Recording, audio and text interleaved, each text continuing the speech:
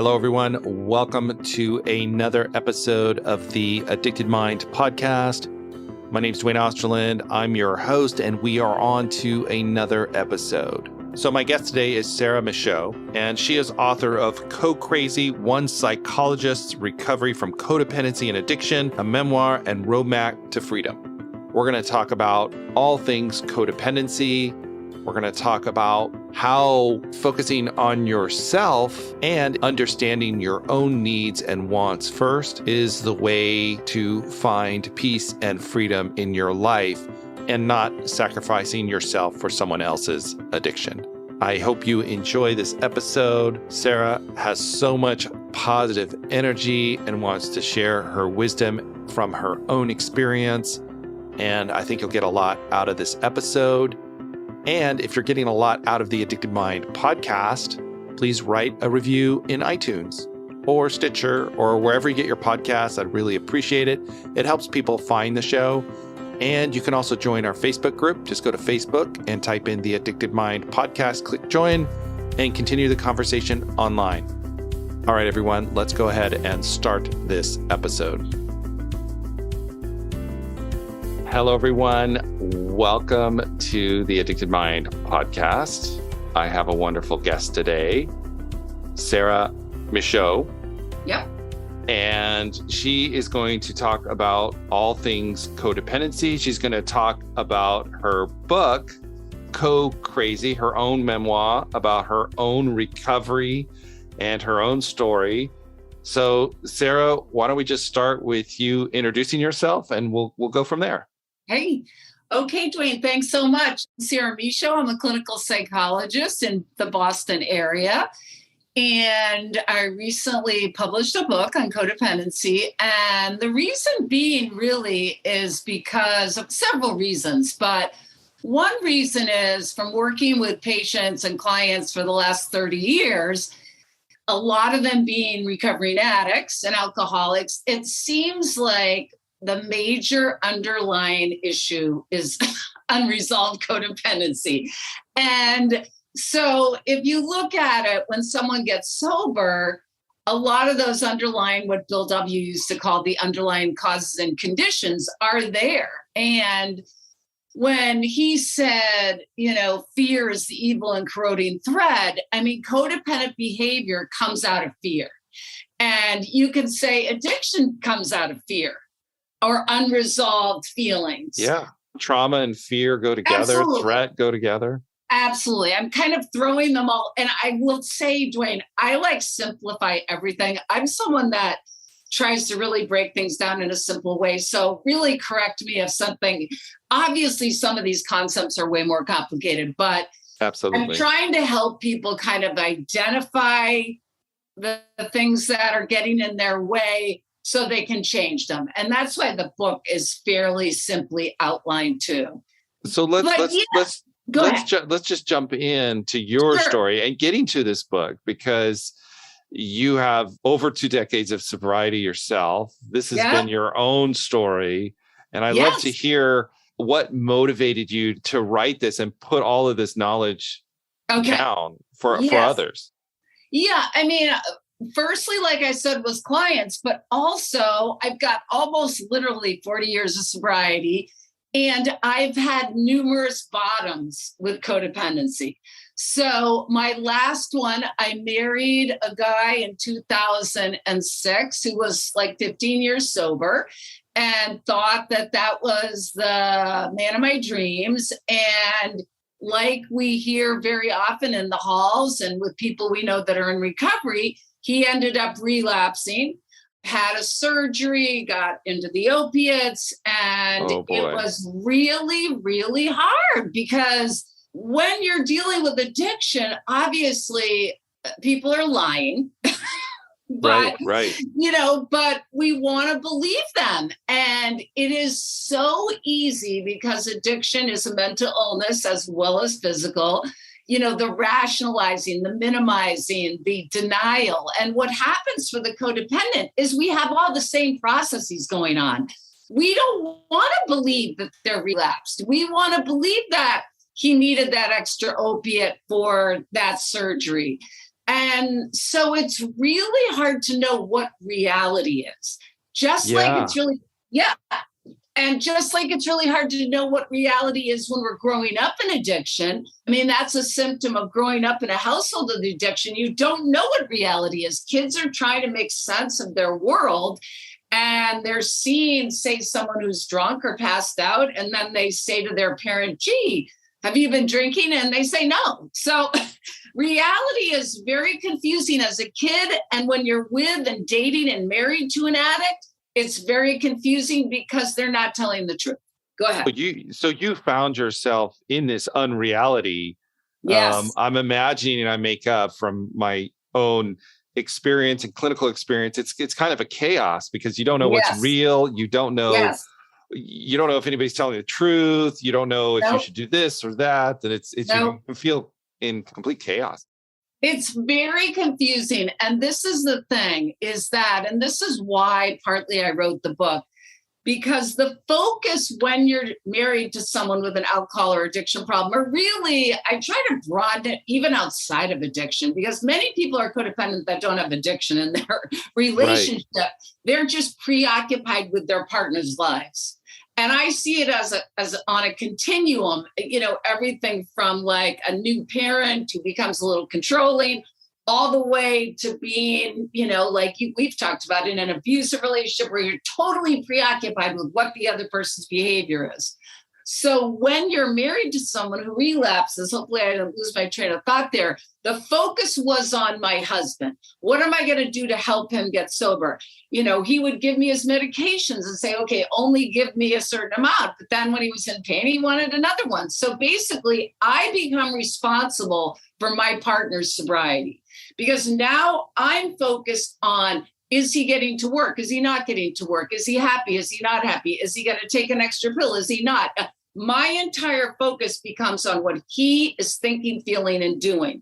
And that is the definition, one of the many definitions of codependency. So the consequence is I completely lose touch with what I need, what I feel, what I think, what I'm doing. And my world is all focused on what they're doing. And that never works. Right. So for you, as you're in this relationship, how did you start to see that? Like, how did you start to go, wait a minute, something here is amiss? Yes. Just like with addiction, it's progressive. Codependency is progressive as well. And I was going to talk to you about, a friend and I were talking yesterday about codependency kills people, and it really does. So we can talk about that at the end.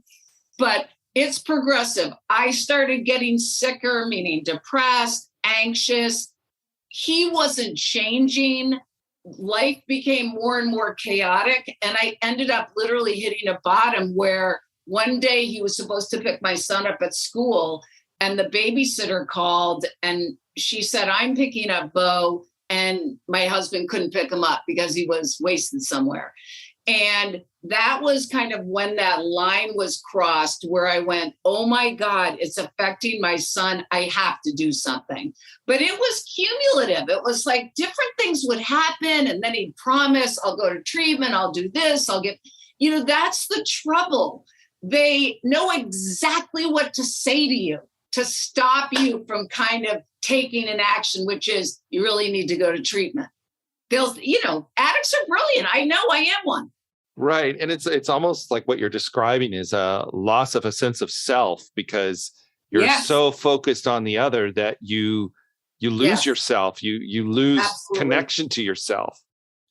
Absolutely. In fact, during Zoom, I did a group with a bunch of women I had met in meetings, and the name of the group was Coming Home to Ourselves, because the whole idea is when you're in that severe codependency, you don't know who you are. You don't know what colors you like. I have sat with couples where I'll ask the addict a question and the partner will answer. You've probably had this experience. And even like they don't even see they're doing it. And so the people can't even answer for themselves. You know what I mean? We're so detached that it's all about that they're the problem. And that's the other piece about why I wanted to write the book. Because like we were talking about earlier, codependents end up being kind of the classic victim, quote unquote, or this is happening to me. Their addiction is happening to me and I'm suffering. And I'm not minimizing my suffering and that I was a wreck because I was, or partners with people that are, abusive or alcoholics. But until I could shift the focus from them to me, whoever it is, my child, my father, it doesn't matter. We all have different relationships. But until I realized that I had to focus on myself to get better and start figuring out what I needed, I couldn't change the situation. Yes. So I'm imagining people out there, listening and they're in this situation. What was the fear of when you're starting to like focus on yourself, right? There's something that I guess stops us from wanting to focus on ourselves. What stops people from starting to turn that focus around to themselves? Fear. Okay, fear. Yeah, let's talk about fear. I think many people are afraid of change, the biggest fear is the person dying. With many folks that have come to me over the years, they're like, if I ask my son to leave, he might die. He might end up homeless and alone. The delusion is that you're controlling the other person's behavior. That's the lie. We think because, say, for example, my son is living upstairs rather than I'm monitoring what they're using, that they're not going to die. And I've had clients where their kids were dead in the basement. It doesn't matter. You're not controlling their addiction, but you believe you have control because you're thinking, oh, they're still living here. This is just an example. So they're not going to die. So the greatest fear is my behavior is keeping them alive. And that's a lie. I hate to say that. You're probably going to have a lot of people like write into you now, but it really is a lie. I can only control my behavior, which is what I ended up doing with my husband. As I said, look, I can't live like this anymore. It's now impacting my son, our son at that point, and I need you to go to treatment. That's much more powerful than me saying, you're driving me crazy. You need to do this. You need to do that, which is what happens when you're living with addiction. You want to, or like trying to take the medications and hide them, or like monitor them and do all that kind of stuff. Micromanage them. Absolutely. Right. And that never works. All that does is cause conflict in the relationship and resentment with both people. And so, but when I say what I need, and this is there's a part on communication in the book, because it's very tricky to get in your body and say, this is what I need, rather than blame them. Because it's easier to blame them and say, you're causing my pain. But the fact is, I stayed in a relationship until it got bad enough, which often is the case. Right. It really is, because our minds tell us it's going to change. It's going to get better. It's going to be different. He's going to not run out of pills this time, or whatever I tell myself.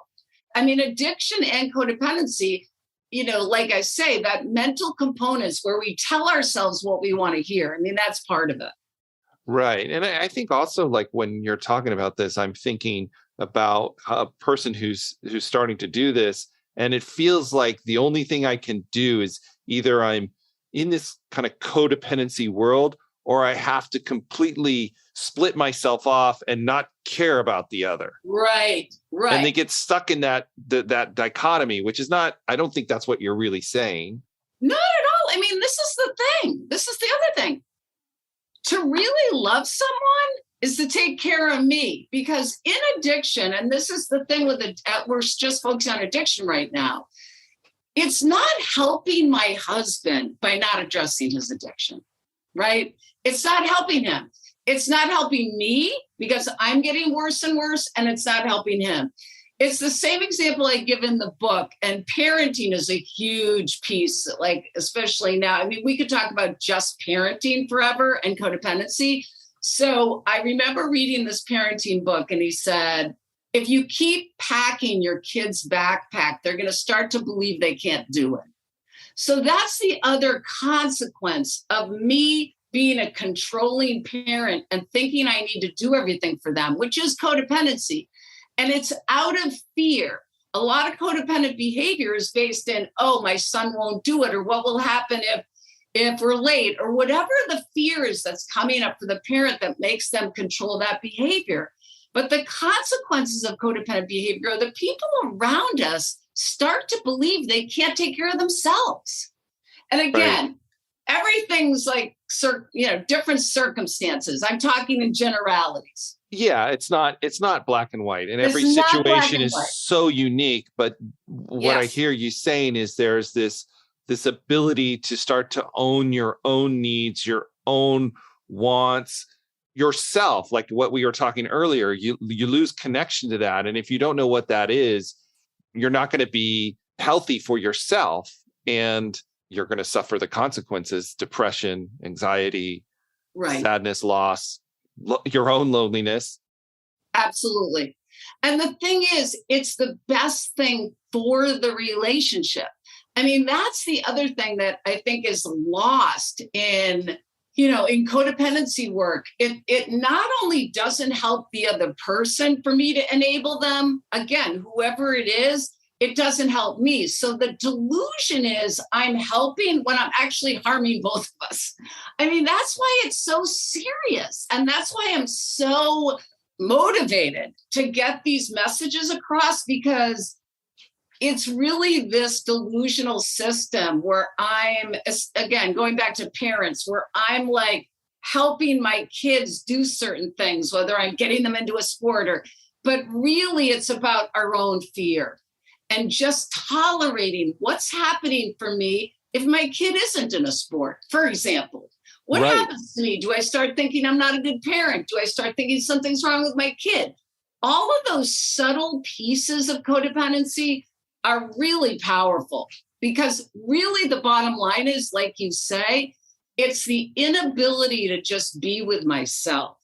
I mean, we think it's the inability to tolerate someone else's behaviors, but it's really what happens for us when they're doing their behaviors. It still goes back to this lack of being able to tolerate what's going on inside of me when my husband is that way, when my child is that way. I would imagine that means there's a lot of letting go, right? I have to let go of the consequences if I choose to honor myself. And that's scary. It's like you have a loved one in front of you that reality is, I mean, you can be supportive, but at the same time, the reality is they're going to make their choices. They're going to do their thing. And so there's this combination of like being supportive, but also letting go of the outcome. Yes, absolutely. Letting go of the outcome is key. And you're kind of going in and out, so I apologize if I missed stuff. But the thing is, I see our systems, our mental and physical systems, as this kind of computer from the past, right? So we're kids, we have all these experiences.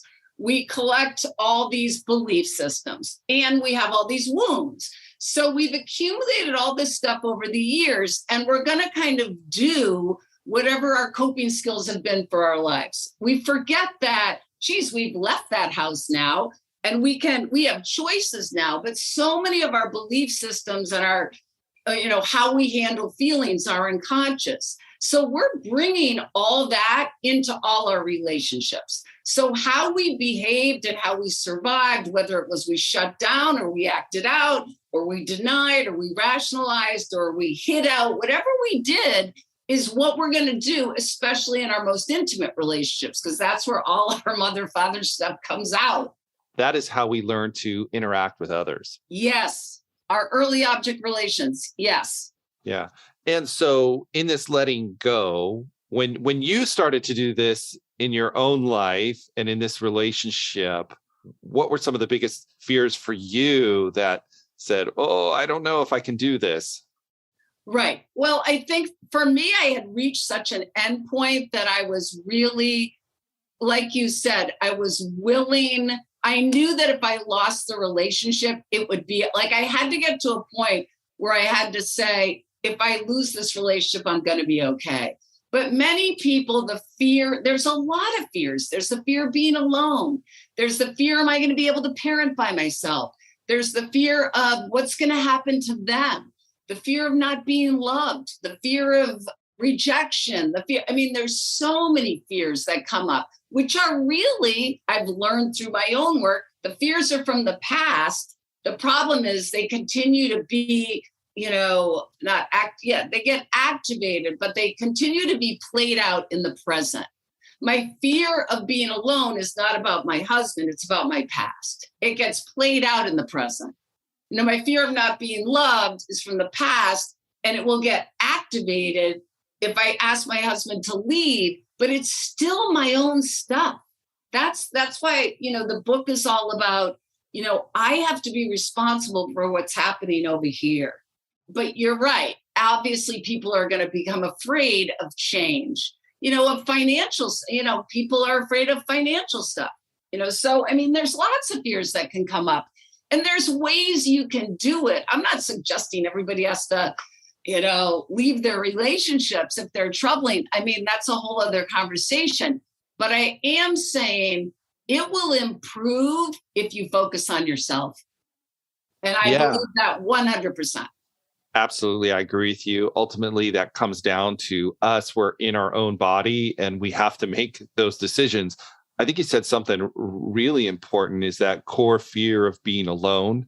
Yes. Like there has to be some comfort in yourself, some internal strength to say, you know what, these are my boundaries. And if you cross them, I'm not going to be with you. Right. I can't be with you, or I can't be in this relationship, or the relationship will have to look like this. Yes. Because I'm connected to myself and I'm okay with the possibility of losing the relationship, even though it might be really painful and of course sad and all of that. But I think there's something there about that. Yes. Boundaries, I don't know if you saw this in the book, but boundaries are one of the biggest topics in this work. In fact, I say in my book, if clients did two things, I wouldn't have a job. And one is set boundaries and one is speaking up. And both of those things, if you have codependency, are very hard to do because you're worried about what's going to happen to someone else. Are they going to reject me? Are they going to get angry at me if I speak up? Are they going to stop loving me? And boundaries are so key. So you're absolutely right. It's figuring out what works for me, again, without thinking about them, and then communicating it. And speaking up is very challenging for codependent people.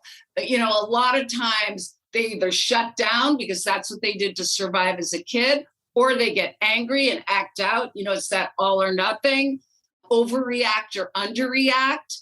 And that's why this whole idea of coming home to myself and, my mantra with people is saying to yourself, what do I want? What do I need? What do I want? What do I need? What do I want? What do I need?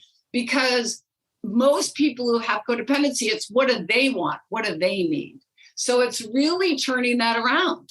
Right. I was going to also ask, because we were talking about this earlier, about when someone is being actively gaslit, actively deceived in a relationship, and sometimes they don't even know that this is part of the relationship, if that makes sense, because of the deception. And so often I hear that, they can get labeled as codependent, but they don't look at the actual trauma that comes from that kind of abuse. Right. It's very tricky. Most people that I've worked with in recovery, and you too, I'm sure, have some kind of trauma history. Probably at least 50%. Well, probably more than 50%. More than 50%. You're absolutely right. So very often they do get into, I see it all the time, into some kind of abusive relationship. The trouble is, just like with addiction, with abusers, it's the lying, it's the deception, it's this is how the world is, but it's really different. And it's really hard, again, to know what reality is when you're relying on someone else's behavior, what someone else is saying, what someone else is doing. That's why it's always to get in touch with, you don't have to label it codependent or whatever. It's more just, what can I do for myself? how does this feel? Does this feel off? Is something off here? What do I need? What do I want? What feels okay and what doesn't? Well, it sounds like what we were talking about earlier. It's that reconnection to the self, Yes. like being able to turn some of your gaze inward and sit with yourself and your own feelings and your own body to get the information you need to be able to make an informed decision for yourself. But if you're focused on the other all the time, your own needs, you ignore them. You ignore them. And the other thing, what I was thinking about was when I worked at this psych hospital around here, McLean Hospital, I worked in this addiction unit. And one of the things was always, is someone using? How do you know if someone's using, right? Because people lie, right? And the thing is, what I was taught is you don't even need to figure out yes or no. What you need to observe are the behaviors. So to me, a really critical part of this is sticking with the facts, what I call sticking with the facts, which is what interventions are based on. So if you're in an abusive relationship, and I remember doing this with a gal who was in a serious abusive relationship for years when I saw her. And part of her own coping is to be in denial and to be in kind of that evasiveness. And so I literally had her for a month write down on a calendar what her partner did, verbally, physically, because at the end of the month, she would be like, oh, it's not that bad. It's not, the denial, the rationalization. But when you see the facts in front of you, this is what he did. He had an affair. Or this is what he did. He screamed and yelled at me for half an hour. It's very hard to go into your own denial about that. Right. It helps to see reality. Yeah, absolutely. Yeah. Because, you're looking at not just your feelings, you're looking at the data. Yes. And you're looking at it, like check the facts, look at everything, get that information, and then weigh that against your own experience. Yes. But you have to be in tune to yourself, and you can't be in crisis and in threat mode all the time to do that. That's the hard part, right? If you're in threat mode trying to make sure someone doesn't die, it's so hard to sit there and do that. But you kind of have to. Yeah. I mean, obviously support. I mean, like you're saying, having some kind of support, because it's really hard, like you're saying, if you're in crisis, unless very often when something happens, though, that kind of pushes you over the edge, like something shifts, it's like hitting a bottom with addiction. Sometimes with codependency, it's the same way. It's like for some reason that last time they said this, or, you finally you cross that line. Yeah. And become ready and willing. It's like you don't want to suffer anymore. And, when you were saying the body stuff, it made me think of, I'm sure you've heard of Gabor Mate, and he wrote, When the Body Says No. And literally that whole book is about the physical consequences of codependency. Literally every example he gives in that book, most of them are about people that are having physical consequences from codependent behavior and from not focusing on themselves. I mean, that's why this stuff, he breaks down the whole physiological responses like you're talking about, the cortisol and what happens physiologically to our bodies. But if that goes on long enough, you are going to get sick. And he literally breaks that down. And very often codependent people, it will manifest in some somatic way. So there'll be some kind of crisis, whether it's an emotional one or a physical one or something, depression. Right. And it will play out because you're constantly living under this threat response with all of these hormones, which increases inflammation in the body. Everything. Mitigates your sleep, which is so important for mental health and physical health and all those things. And so you're living in this crisis situation all the time.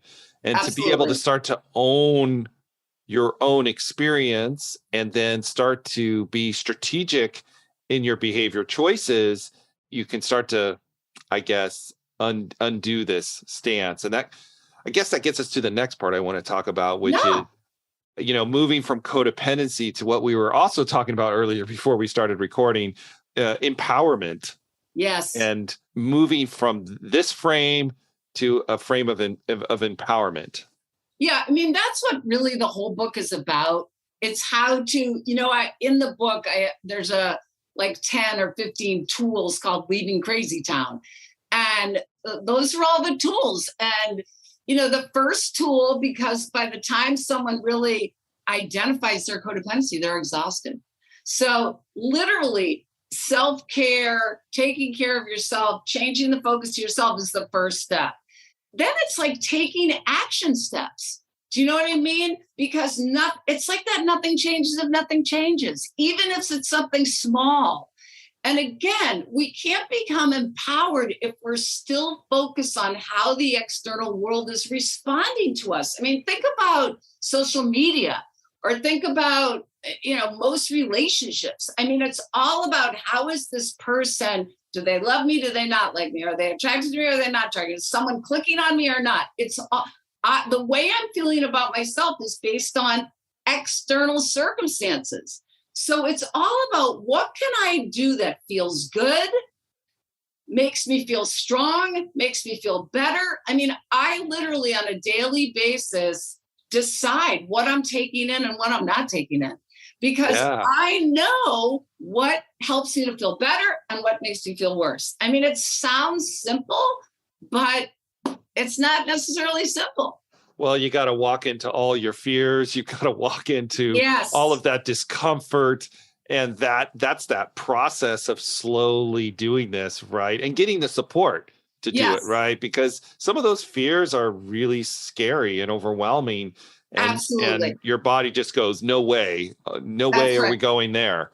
You're not going to take care of yourself in that way. And you're not going to set that boundary. Absolutely not. And you need the support of someone else to like, hey, I got you. I got you. You could do it. Yes. Having like pals and buddies that, a friend of mine always says, sometimes you make the codependent choice. Do you know what I mean? Because sometimes it's just too difficult. You're with your, I don't know, ex-wife or whomever it is, and you really want to set a boundary, but you don't want to tolerate this. And you just say, okay, today I don't have the bandwidth. I'm not going to do it. And that's okay too. But that's still a choice. I mean, that's, to me, that's like conscious, it's like, it's a conscious choice and you're doing it. And sometimes we do that. It's okay. So, this is not a hill I need to die on. I'm not going to do it. I'm overwhelmed. But at least you're at that point aware of your own process to be able to know that you're letting go of your own boundary in that time, in that moment. That can be empowering in itself, just making that decision. I mean, I often just say to people, if you can confront the discomfort and be with the discomfort, typically there might be a spike of intense, as an old colleague of mine used to say, you're going to have intense bodily sensations. You're going to have an intense physiological experience. But if you set the boundary, then it's for longer term comfort. Then you're not going to have to experience it. But if you keep not facing that, it's long-term discomfort. Do you know what I mean? It's avoidant behavior that continues the situation over and over again. But if you address something, it might spike, but then it's good for a while. Do you know what I mean? Yep. So it's really teaching yourself how to be okay with the discomfort. We're not going to die from it, but you only know that from taking those small steps. I give an example in the book. If you're uncomfortable speaking up to your spouse, try at the coffee shop. If they get your coffee wrong, try to, you know what I mean? Yeah. Like small little steps. Deeper places. Yes. Because speaking up is so important to your own empowerment. Absolutely. Yeah. Yes. Yeah. And I think it's important to note out, like when we actually look at like what we would see as like healthy relationships, generally healthy, they have really good boundaries. Right. Relationships have really good boundaries. Right. And maybe these people who do this, these wholehearted people, I think as Brene Brown says, who maybe had upbringing that was good enough to get them there, and they didn't have all this other stuff in the background. Sure. They do this, and they're able to, they just kind of do these boundaries automatically, and they express their needs. And if we've had trauma in our past, especially attachment trauma and early childhood trauma, we don't know how to do that, or we have a lot of fears around doing it. Yes. And absolutely. so that's what you're really walking into. But healthy people who don't have those fears, they usually can set a boundary pretty easily and say, hey, that doesn't feel good for me. Please do that. And they don't worry about it. And they just do it. It's amazing. That's amazing. Right. Wow. It's amazing. And it does require practice. Yeah. Do you know what I mean? It really depends what your experience was growing up and if there were any boundaries or no boundaries or how people dealt with feelings or how, absolutely. So it is. It's so much walking into that discomfort. But like you said, I mean, it's hopeful because you can do a little bit at a time. You don't have to do it all at once. You just start getting better at it and you get more and more comfortable. And then I think like what you were saying earlier too, is you get the freedom. When you have boundaries, you have freedom. Huge. And I do have some processes in the book on the chapters on fear and the chapters on anger about how to kind of work through if you have a fear. You know, there's a process on how you can see where it came from and how is it still operating in my relationships, because that's critical. Yeah. I mean, every human has fear. It doesn't matter who you are, whether you're in addiction or not. We all have fear and we all manage it differently. And so the key is, though, to not be operating from the past. And most humans are. We just don't know it, right? Absolutely. So that's important. Sarah, this has been such a great conversation. Before we go, I always like to ask one question at the end of the podcast, everybody. Someone out there, maybe they're struggling with codependency or they're listening to this podcast and they need some support, and you could tell them one thing. What would you want to tell them? What would you want to say? I would just say, like, you're worth it. And it's possible to find peace and joy and happiness. And I would just say the first thing to do, because we've said this so much, is to check in with yourself for literally, even if it's 5 minutes a day, and say, what do I want? What do I need? What works for me? Really, because this recovery is all about getting more in touch with yourself. And then you're going to be happy. You're going to be happier once you can identify that. And get the book and email me, whatever you want to do. Awesome. Thank you. Thank you. It was lovely meeting you. Hold on. Yes. Awesome. Hold on. Please, where can people find you if they want to get a hold of you? Where can they go? Yeah, I mean, I do have an email, drsarahmichaud.com. Website, drsarahmichaud.com. And, maybe 6 months from now, we'll talk again. A friend of mine, a transgender male attorney, sober friend of mine, he and I are starting a YouTube channel called Leaving Crazy Town. And we're going to have topics each week, and it's going to be great. We've started recording and it's taking a while, but probably in maybe another 4 or 5 months, we're going to launch it. So that's something that's coming down the road. I love the title. Yeah. Leaving Crazy Town. Yeah. Yes. So thank you so much. It was lovely. Yeah, I will put all the links in the show notes. You can give me the links. So if anybody wants that information, just go to theaddictedmind.com. Yes. And you can get all the links there. Great. So Sarah, thank you. Thank you so much for coming on to the podcast and talking. I loved it. Thank you. Great meeting you, Duane. Take care. Okay, everyone. Thank you for listening to the Addicted Mind podcast. As usual, all the show notes will be at theaddictedmind.com. There you can find all of Sarah's links. That's at theaddictedmind.com. And if you are enjoying the Addicted Mind podcast, write a review. I really appreciate it. Or share the podcast with a friend. That's awesome too. I do read the reviews and they do mean a lot to me. And I'm pretty blown away at the impact the Addicted Mind podcast has had on so many. So that's super exciting. So I look forward to that. And to join our Facebook group, just go to Facebook, type in the Addicted Mind podcast, click join, and continue the conversation online. All right, everyone, have a wonderful day. And I will talk to you on the next episode.